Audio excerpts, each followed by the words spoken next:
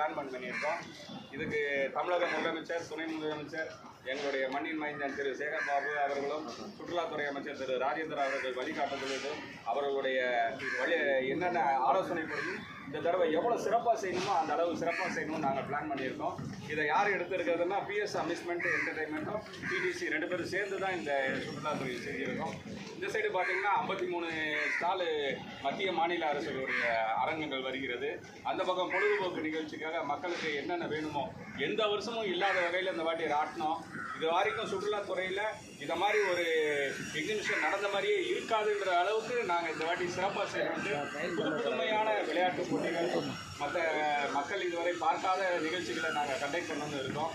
மக்களுக்கு தேவையான குடிநீர், மற்ற ஒப்பனை அறைகள், மற்ற எல்லா வசதிகளும் செய்யணுன்ட்டு அரசினுடைய ஆணைப்படி வழிகாட்டுதல் படி செய்துட்டு இருக்கோம்.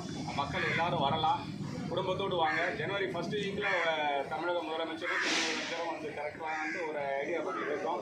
அந்த டேட்டு பின்னாடி நாங்கள் அனௌன்ஸ் பண்ணுவோம். மக்கள் அனைவரும் குடும்பத்தோடு வந்து சுற்றுலாத்துறை நடத்தும் இந்த பொருட்காட்சிக்கு வரும்படி அன்புடன் அழைக்கின்றோம்.